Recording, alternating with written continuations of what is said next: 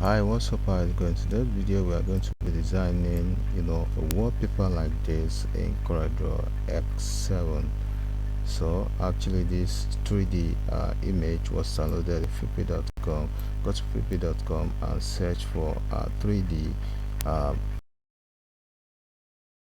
what's it called, flippy.com. So most definitely gonna see something like this, with tons of images to choose from. So we are going to design a wallpaper like this. Let me show you how to do that. So without further ado, let's step into it. So let's put this aside, then let's zoom this all up. So as this right now, all we need to do is to go ahead and create an object on top of it, just like so. Then we change that to green. So the next step right now is to locate what's it called, transparency tool. So after with that is selected, then go over and change the merge mode to subtract. So after with that is done, let's go over and hold out key, select the object I create. So let's go over to effect, then go over to adjust it on tone curve, then let's lighten it all up just like so. Pull it all up, good, it's okay. So after, which is the, so let's select both, convert to bitmap, so it's okay. Can you see that? So right now what we're going to be doing is to really cut out this scoop right here, likewise this. So let me show you how to do that with the help of what's it called, brazier tool. Select that, then let's cut this out just like so.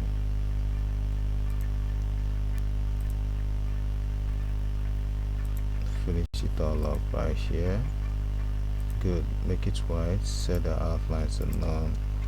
So all we needed to do is to make a copy of the image, then right drag that on top of the box, release your mouse, then submenu pops up, then choose Powerclip.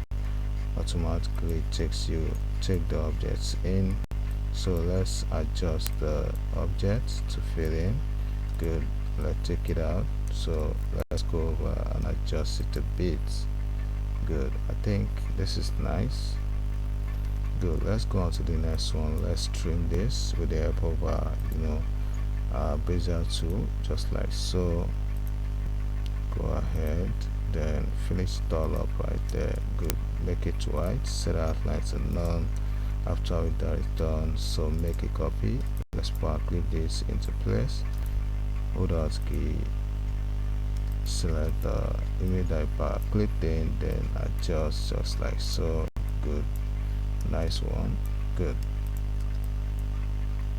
Can you see that? So right now what we're going to be doing is to take the boats inward, then let's go ahead and type a text. Let's type rolling. So let's go over and change the font to Futurati, bolding it all up, make it wider, make it white, then go over to your shape tool, close the tracking. Nice one. So right now what we're going to be doing is to apply effect to that, like that, and select your what's it called, interactive fill tool, drag on it, then double click. Let's make that gray, pull this down a little bit, then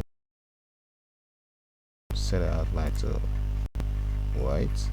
So after that is done, all we need to do next is to create a contour with the help of what's it called, contour tool. So let's drag. So this is actually going to be one, we just want to make use of one. So let's go ahead and widen it all up, good. So let's go ahead and break it, break drop shadow apart, automatically brace, then go over and unfill that, check on that, then right click to make the outline white. So select the top one. So right now what we're gonna be doing right now is to add a neon lights effect to this text. So after we did it, that is been selected, so let's go over to what's it called, the shadow tool, drag shadow. So after that is applied, go ahead and change the color of the shadow. Let's use lemon. Good, it's okay. So let's go ahead to this stage, the mid mode to screen, then go over and select this, click on outside. So let's go ahead and make this 90. It's okay. Then go ahead and change that to 4. Automatically you have it that way. So let's go ahead, make this 190. I think 90 is okay. Good. So go ahead to object, break drop shadow apart, automatically breaks. Then go ahead to the outer line.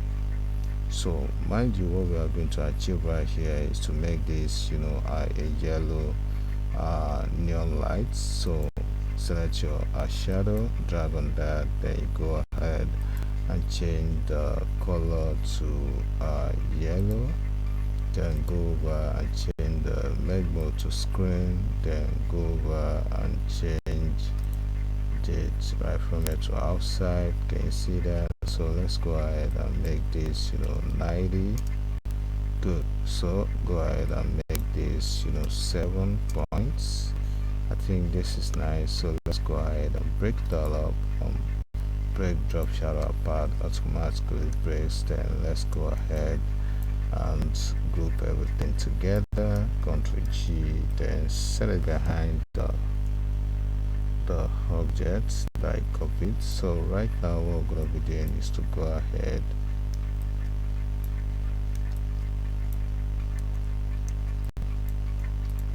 as on group. At first it's like I have so Ctrl page up.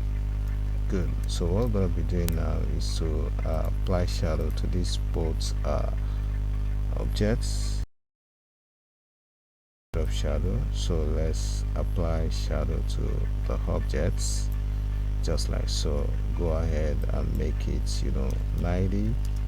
It's okay. I think that's nice. So let's go ahead and group, break drop shadow apart, automatically breaks. Then let's go over and just on fill, then set outline to none right there, so that we can have a clean object. Group it all up, group this as well, then change the perspective, rotate it, then position this right here, mirror it. Good, nice one. Position it right there, rotate a bit. Good. Then let's bring this all up.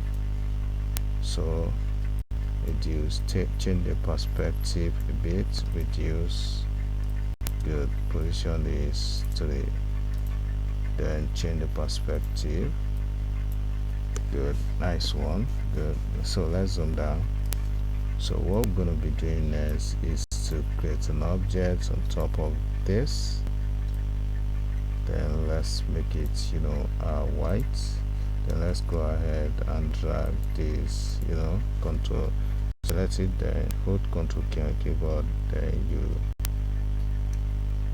tap on paste down your keyboard to get it behind all the objects. So let's bring the background out, Powerclip that into place to fit in, then widen it all up a bit. Good, there you have that. So the next step right now, so let's select, reduce a bit, then let's go ahead and create a less flare right there. So locate your what's it called, ellipse tool, create a perfect circle right there, make that red. Let's go ahead, copy this forward, right click, then let's make that yellow, copy forward again, let's make that white. So let's convert each of them to bitmap, convert to bitmap, it's okay. Convert this to bitmap, it's okay. Likewise it, convert to bitmap, it's okay. Let's go on to the first one, locate bitmap, then locate your blur, hit on Gaussian blur, nice one. Likewise this, go ahead, blur, Gaussian blur. Go ahead to the next one, blur, Ocean blur. Good, nice one. So all we need to do is to reduce this a bit, then center it all up with the yellow, group it all up, then let's reduce this as well, center it all up with the red. Good, group it all up. So what we need to do now is to select your transparency tool, then right from here change the merge mode to screen. Good. So let's widen it all up, then let's Powerclip that into place. Powerclip, then hold on key, position this to the top right hand corner, so make a copy, to the left hand corner, then let's make it a bit wider, closer to the text. Good, nice one.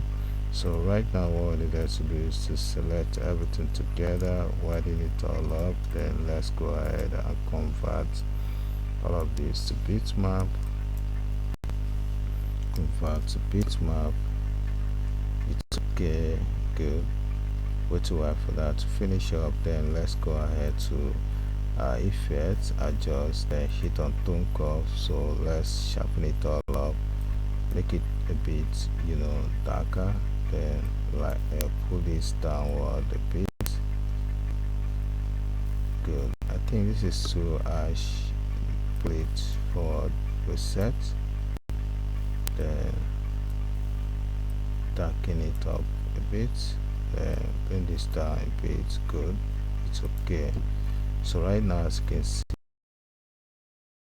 don't forget to subscribe to my YouTube channel by clicking on the button to subscribe, and don't forget to hit that like button so that other people can benefit.